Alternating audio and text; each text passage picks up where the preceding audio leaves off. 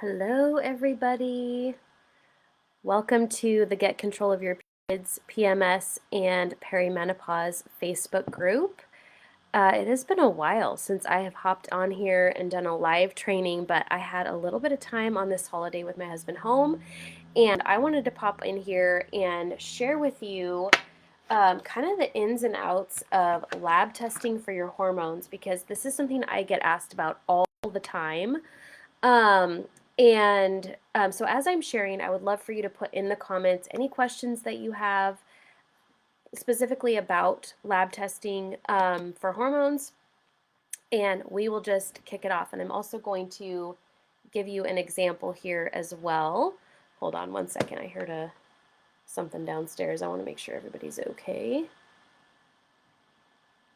Of course, that would happen while I was live. Okay, I think my husband just slammed a door. I think we're good. Okay, so let's chat about hormone testing so different labs for hormone testing, all right? So there are three primary different types of hormone testing that you can do for your hormones, and that is urine, saliva, and blood testing. Now, the most commonly used by general practitioners, OBs, etc., is blood testing.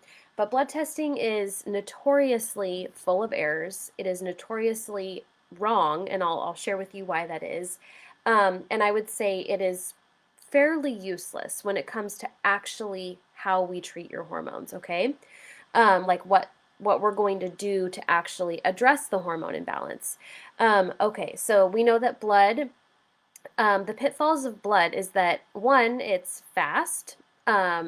And they give you the results pretty quickly within 2 or 3 days, which always feels like, yay, that's a great thing, but it's not great because it's really only showing us what is happening in the bloodstream at the time that those labs were drawn. It's not showing us hormone patterns. It's not showing us how your hormones are metabolized. And it doesn't actually give us the full picture of what's going on in your hormones, okay? And then there's saliva testing, which again is like a piece to the hormone metabolism puzzle. It can show us a little bit more when it comes to cortisol specifically. But again, it doesn't actually show us really much of anything about the metabolic process of your hormones, aka where are they being produced, how are they being produced, and then how are they being metabolized, okay? Now, urine is the most comprehensive when it comes to the metabolic processing of your hormones, meaning that it shows us the most that we can see in terms of where your body's producing the hormones, how they're being produced, and then how they're being broken down and metabolized by the body. Okay, so this is primarily why I don't rely on blood or saliva in my practice.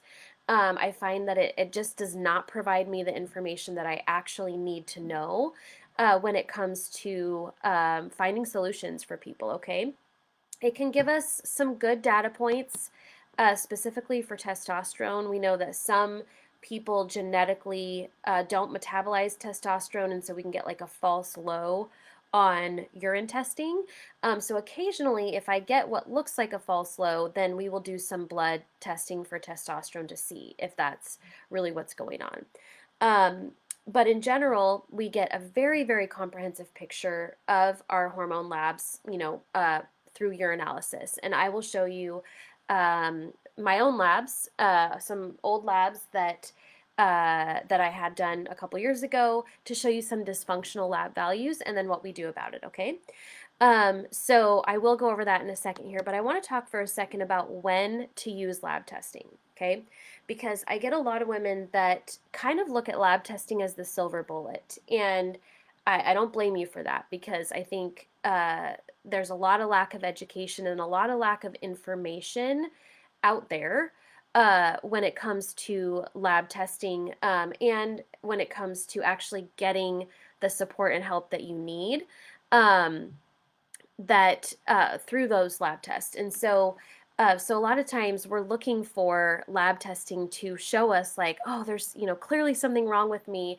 But if your practitioner, this is the biggest thing that I see and it drives me nuts. If your practitioner is not actually an expert in their field of hormone balancing, meaning they have a tested and proven protocol and system for addressing those root causes, we're not going to see results. And this happens all the time. I have women come to me all the time saying my naturopath did a urinalysis for my hormones, and they gave me a buttload of supplements, and I don't feel any different. More than likely, that's because they are a general practice provider, whether that's conventional or a naturopath, and they don't actually have adequate training in hormones, okay? It takes years and years and years of study and practice and mentoring to actually do this well. And that's something that I've been doing for the last 6 years, is just really becoming an expert in hormone balancing, okay?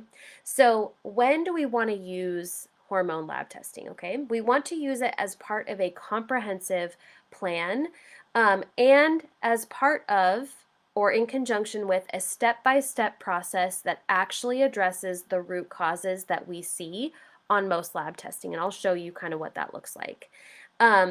You want to use it whenever we hit a roadblock. So let's say, for example, I'm working with somebody and they're showing some confusing symptoms, like your body should be responding this way, but it's responding the opposite way. That could either be from high or low cortisol. We kind of need to know which one it is before we make any adjustments. And so it can really provide us a deeper dive if we're dealing with some tricky situations that are making things difficult to analyze, okay? So again, you want to use hormone lab testing as part of a comprehensive plan that is in place in working with your provider to make sure that you're addressing all of the root causes. And you want to use it in conjunction with a step-by-step process that actually addresses the root causes. And then, of course, if you hit any roadblocks for in that healing process, we will use lab testing for that. So Michelle is asking if there's ever false high on testosterone testing. Not usually, no. Especially not in blood, and definitely not in urine. Really, the only false things that we see um, are when it's low, and that typically is like a genetic thing that is metabolizing all of the testosterone, and so then none of it shows up in the urine. I'm going to see if I can screen share, if it will let me. Give me 1 second. See if I can figure this out. Okay, sorry, give me 2 seconds. I don't think it's going to let me now that the recording is over, but what I will do is I will, gosh, I wish there was a way. Hang on. I don't think it's going to let me. That's a bummer. Interactivity. I might have to do a separate video with that. Camera controls, yeah. Okay, so I'm sorry guys, it's not letting me show the lab testing that I wanted to show today.